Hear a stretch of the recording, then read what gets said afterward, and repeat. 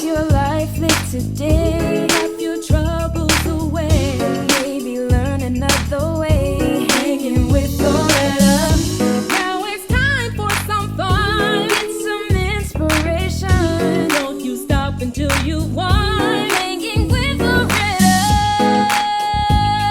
Good morning, everyone. Welcome into Mornings with Loretta. So today marks a very rare moment in entertainment. There is a blockbuster film release and a major game expansion in the Avatar universe dropping on the very same day. It's a crossover moment that shows where the future of storytelling is headed, with more movie studios and game developers. They're building worlds in tandem. Let me ask you this question. Are video games now becoming the new extended universe for major films? Well, futurist and innovation leader Maher is here with some insight, and we're going to welcome him to Mornings with Loretta. Hi there. Hi, Loretta. Thanks so much for having me. I live in a world of gamers. I just want you to know that. So I'm not a novice, but I'm not an expert either. So let's talk about the trends in crossover. What are you seeing, and what do you think drives all that growth? Well, it's a great question. We're seeing the top brands create a world-building ecosystem across mediums: films,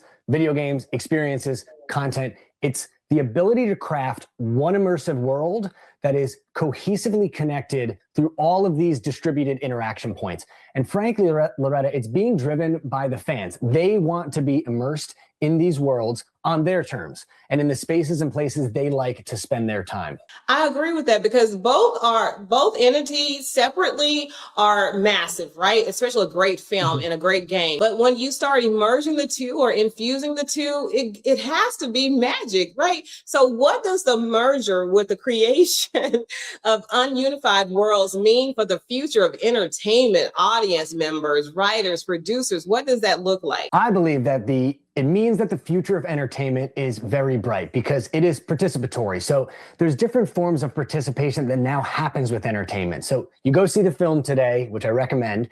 It's passive, right? You're sitting back, you're enjoying this world that James Cameron has built. When you go play the game, Avatar Frontiers of Pandora, specifically the From the Ashes expansion pack, you are active, you are engaged, you are exploring Pandora. It is almost like you are controlling the movie. And what I love about this, Loretta, is that in the old days, it was sequential. The film came out, and then the game came out, and then the DVD with extras came out, happening concurrently, like literally all in the same day. And what happens there is a community around this IP exists. And that's why I think it's just really exciting. It all happens at once, and everything you see in the movie extends into the game. And if you're a true Avatar fan, you have to play the game, because then all those little Easter eggs and moments are expanded out in that story within the game. Absolutely. Let me tell you, Avatar, to me, in my humble opinion, is one of the greatest movies when it comes to being futuristic and so out there. There was nothing I could compare it to. So the experience, every time you watched it, you got something different. It's the same thing with the game. So I can see how the birth and the marriage of this is going to be so amazing. So let's talk about how the fans can experience Avatar universe from home after they have seen the film, because you just cannot get enough of Avatar, right? So what can players expect to see? So I'd argue not even see, play, engage. So I'm going to give a quick spoiler. In the game. You actually start in a research facility and you have to escape. And it's like a very thrilling, palms are sweaty type moment. But the second you escape from that research facility, you are thrust into Pandora. And let me tell you, Loretta, it is beautiful. It's stunning. And honestly, it's one of the only games I've ever played where the environment actually feels alive. Like the plant life, the way your Navi walks through the brush, the lighting. It's actually so beautiful that I honestly play the game on an easy setting so I can just kind of enjoy it more, even though there's so much action in the game itself. And that's exactly what you get when you play it. If you love Avatar, if you love the film, again, because this is all under James Cameron and Lighthouse, it is canon. It is an extension of the story. This isn't a subplot. This isn't something that is adjacent or ancillary. This is all part of the story. So for fans, they can expect to basically control the movie and take it even further, find out more about the Navi, about the relationships, and truly just immerse yourself in the world of Pandora. Okay, so if Avatar had a baby and it was a video game, it would be this, right? And the neat thing about it, we are in control. We get to, because you can't pause at the movie, right? And then when you pause at home, once it comes on DVD or streaming, you lose something. But with a game, it's continuous. So you're actually in the movie. Now you're an actor or an actress and you're playing a part and you're directing and all that. So you get to have all these roles in one because somebody had the brilliant idea. Let's take this a step further. So how are innovations in 3D environments, Matt, really helping bring these innovative worlds to life together simultaneously? It's a great question, and the world itself is stunningly beautiful, as I said, but I think there's actually even a deeper innovation here that makes it so powerful. So what Ubisoft did in this game was, when it came out in 2023, it's what we call a first-person shooter. So you actually see the world through the eyes of the Na'vi, but Ubisoft created a alternate version in 2025, and you'll get this in From the Ashes, where it actually, the camera zooms out and it's a third person perspective. So you actually see your Na'vi, your character in the world of Pandora, and you're moving them around.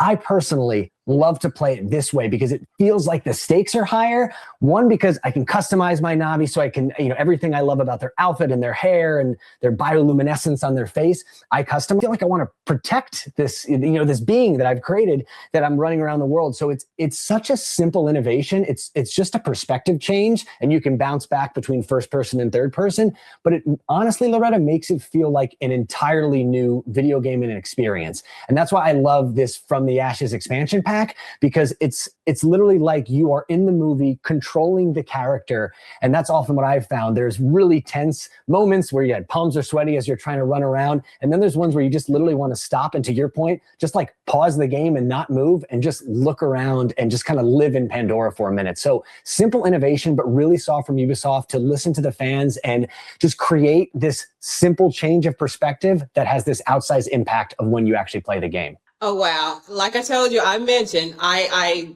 came transparent with you, Matt. I said, I'm not a real gamer or anything, but I live in a world, my sons are gamers, right? So I really feel like this is one game I can participate in and probably be very competitive, because Avatar, any movie that I watch, I'm just like so in love with it. And so I have to protect it. So I got to hold it up for my movie. So I can't wait to play myself, just based on what you have shared today, Matt. I'm going to commit to playing that game with my family and maybe even hosting some game day parties so other people can, because we got to get away. And when we get away, let's get away together.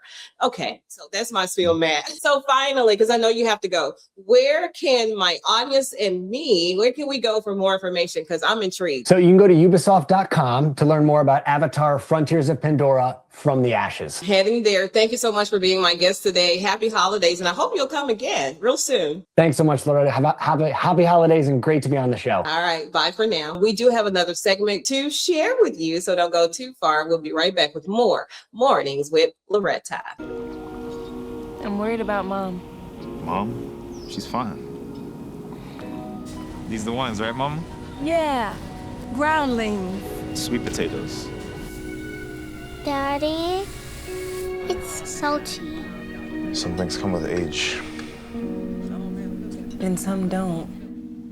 Early detection of Alzheimer's can lead to better care for your loved one.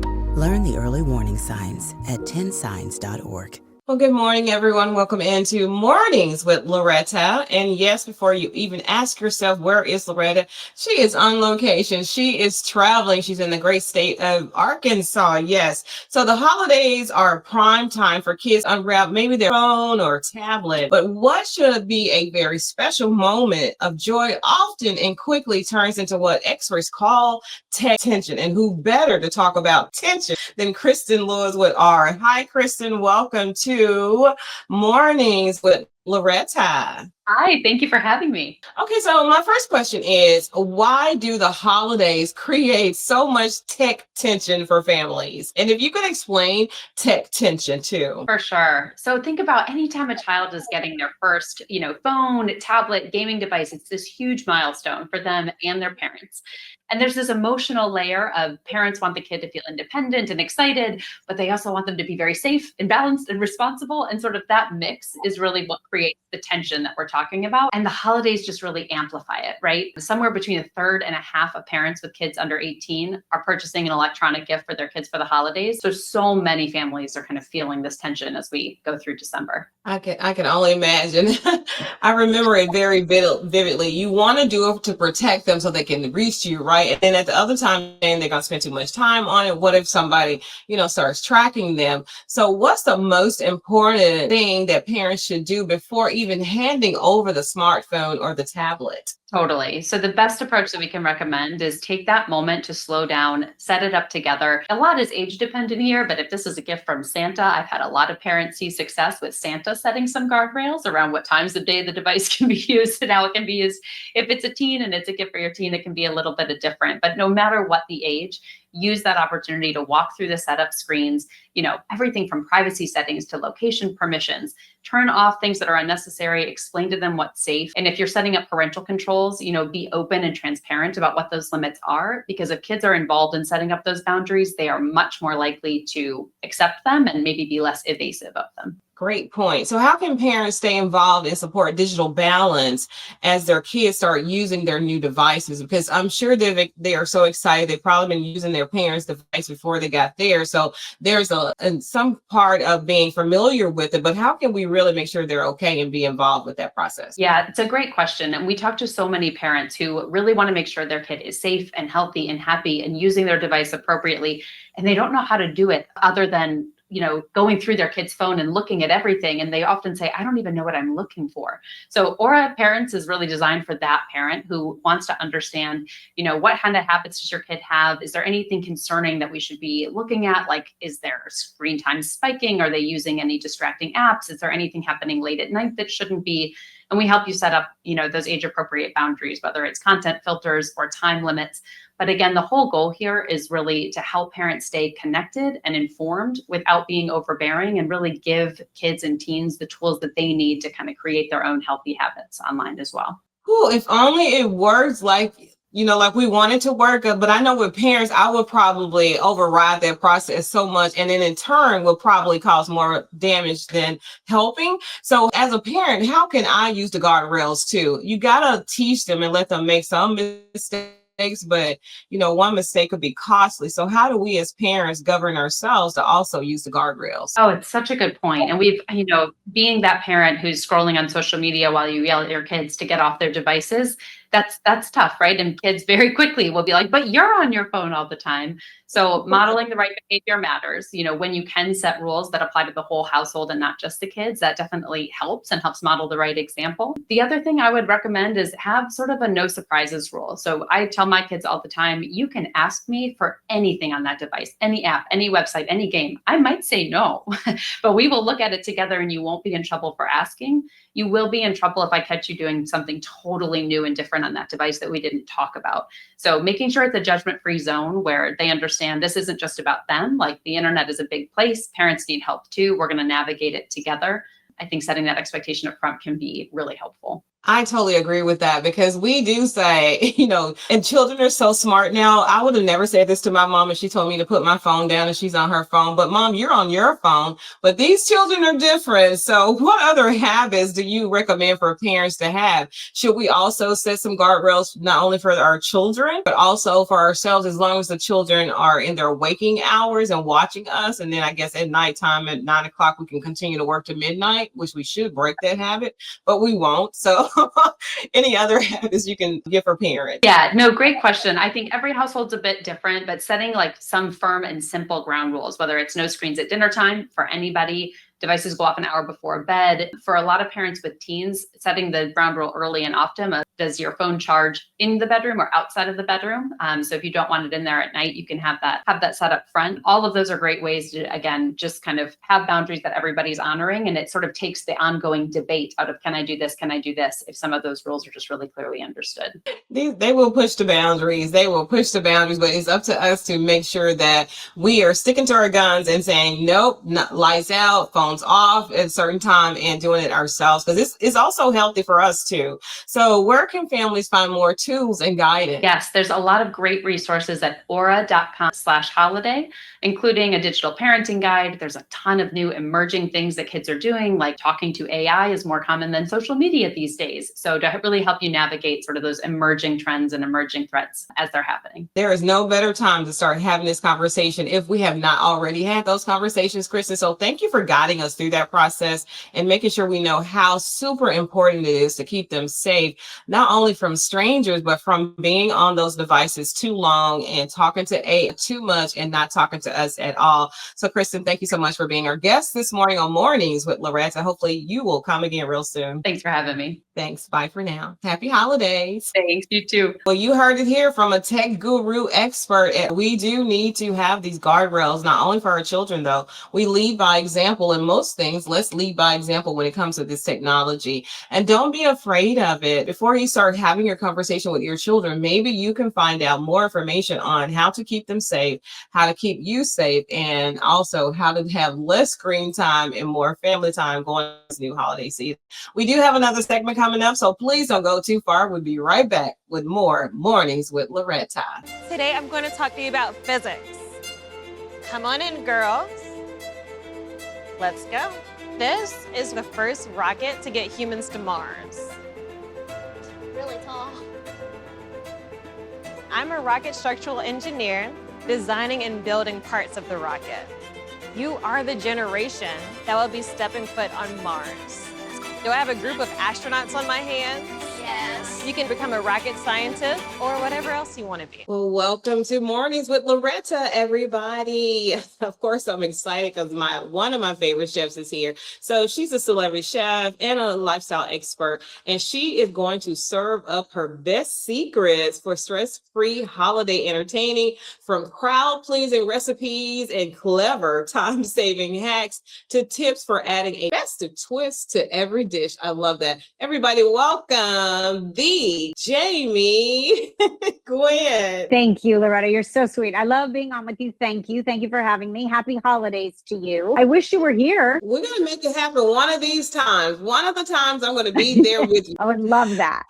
But for now, can you just help those who are short on time? What are your go-to shortcuts or time-saving hacks in the kitchen? Definitely so. Who isn't short on time, Loretta, right? I mean, it's the holiday season. And so I love your question because I really am very mindful of keeping my favorite ingredients on hand. I know what I like to do with them. So if neighbors stop by or last minute entertaining or just to reduce the stress, I'm all about grazing this holiday season. And these are my go-tos, right?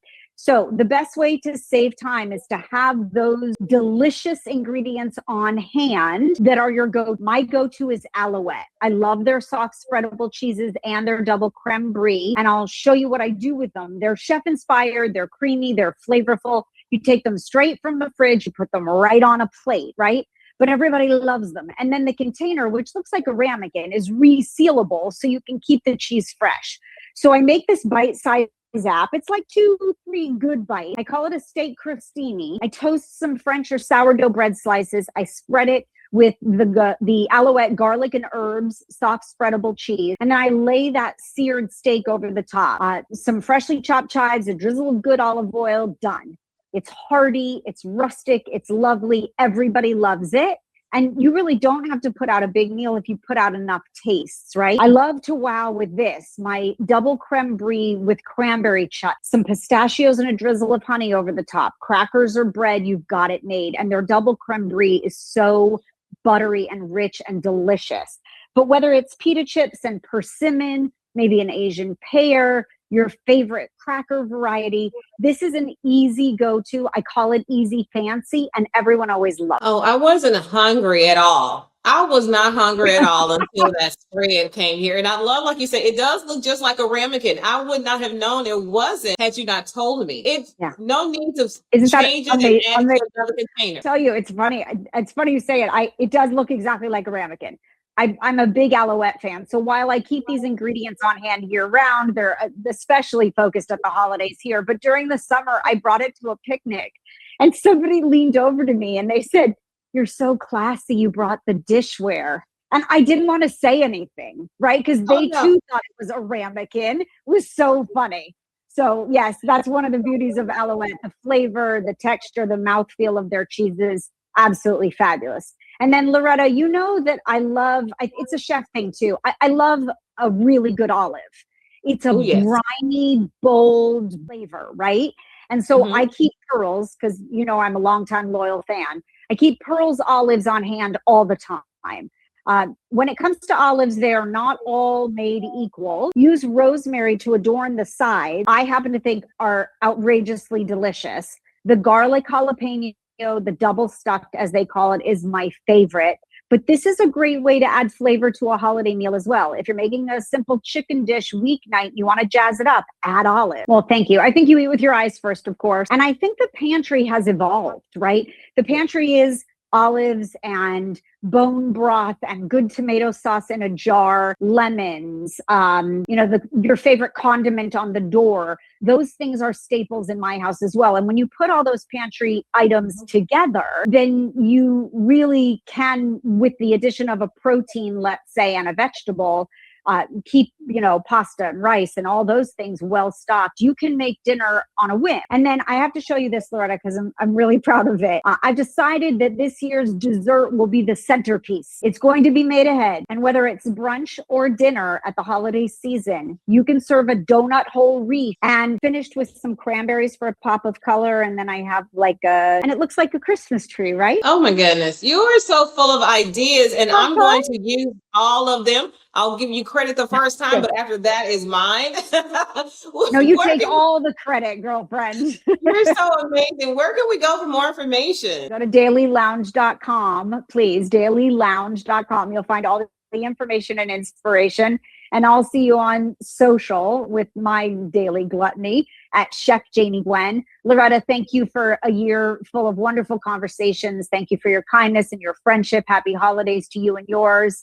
I truly appreciate you having me back time after time. Absolutely. And more in 2026. Thank you so much, Chef. Yes. I can't wait to see you again. Happy holidays. So let me tell you, this is going to keep getting better and better. Happy holidays to everybody watching. My next guest is super amazing because you know what happens every year. We make these plans, we make these promises, and not only is it just us, but there are millions of people. We're going to try to lose weight in January, but many will find ourselves stuck in the same dieting circle. So who better than dietitian extraordinaire herself, Theresa Link, is here to help us to manage this craziness that we get on this hamster wheel every year. Welcome to the show. Thank you so much. I'm happy to be here. Yeah, so I've read so much about you, and I am really, even me, not being nowhere, as expertise as you are or a dietitian, but I always believe it's got to be metabolic. It can't be that I'm not exercising enough, that I'm not cutting enough calories. So why is metabolic health so important to us? Yeah, well, your metabolism is the foundation for almost every body process.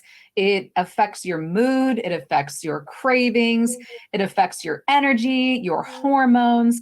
And if it's not working properly, your body really struggles to use food for fuel.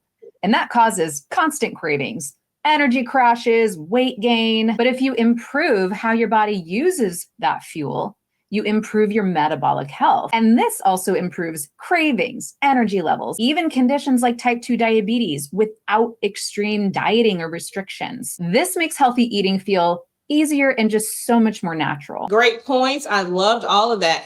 How can we think differently, though? Because everything has to start with a thought, of course, and inform the information to make informed decisions. So how can we think differently about managing weight in 2026? Yes, we all know that everybody wants to start fresh in the new year, right? And there's definitely some benefits to that, to getting motivated. But what you really want to avoid is that new year, new diet trap. So let's flip the script. It's not about counting calories or even willpower. It's about supporting your metabolism. So you'll find that losing weight is a lot easier and more sustainable because you're eating delicious foods that work with your body, rather than against your body. So really, we're looking to shift from punishment to empowerment. Ooh, that was sweet. From punishment to empowerment, and stop working against our body and work with it and for it. So tell us, why do traditional diets, why do they just don't, they don't work? Because you'll see people say, I did this and it worked for me. I did this and this worked for me, but it doesn't work for everybody. But I believe this metabolic health initiative will definitely work for everybody. So tell us, help us out. Yeah, so traditional diets typically don't work, at least not in the long run, because again, they're based on calorie restriction and feeling hungry. And they're also not, they are also not addressing the metabolic dysfunction. And that's where the root problem is. So you can try to, cut as many calories as you want, but if you're not addressing that metabolic dysfunction, it's just going to come back when the diet ends, because you can't sustain feeling starving all the time. And it's so frustrating. So Virta's method is backed by science. It focuses on changing how your body actually uses energy from food. So weight loss is easier to maintain. Okay, so let me ask you this. So how do we approach it? How do we get started? What's the first thing that we should do to get on this new focus and new track of healthy eating, healthy living, so that we can shed some pounds, if not anything else, become more healthy? Yes, practical tips, right? So the most efficient way to improve your metabolic health is to reduce your dietary carbohydrates. So foods like bread and pasta, cereal, even healthy carbs like beans and whole grains, these all spike your blood sugar and your insulin levels. And this is really stressful on your metabolism. So we recommend building your plate around protein, healthy fats, non-starchy, colorful veggies, because this supports fat burning, better energy, and steadier blood sugar. So just start simple, like swap fries for a side salad, or wrap up your burger in a lettuce wrap instead of a bun. These are small things that can really make a big difference. Because, carbs are my favorite foods, unfortunately. And I like how you said we don't have to stop eating them. You said cut the carbs, because mostly everything that we eat, especially me and a lot of people I know, they are carbs. They are just carbs wrapped in different kind of flavors. So are there any other insights we should do and be aware of? Yes. In terms of overall metabolic health, it's important to know, and it's pretty surprising that it's not just about your weight. So conditions like type 2 diabetes, heart disease, fatty liver disease, even kidney disease, these are all symptoms of the same underlying metabolic disease. And a lot of people don't know that. So if you improve your metabolism, you improve all of these. And that's what makes this approach so powerful, because you are healing your body from the inside out. And it's so doable. I love that you didn't say count your calories, make sure you're having this much and that much, but you say cut your carbs, and this will help improve your life. You said it can help us with, those who have diabetes and the kidney thing. So it's eating, right? It's not getting on the treadmill for 5-6 hours and lifting weights for 10-12 hours. It's simply, and they said, that's 80% is the food that we eat. So where can we go for more information? Because I'm intrigued. I'm so intrigued. Yeah. Well, another thing I just wanted to mention is we focus on what you can eat and what delicious foods you should enjoy, rather than what you can't eat. And so for more information, all of this, you can just visit virtahealth.com/TV. Thank you so much for your time and your expertise. Happy holidays. So that's going to be our show for today. Think positive, dream big dreams, help someone along the way, and live like you believe, beloved. And I'll see you soon. Bye for now. Your life live today, have your troubles away.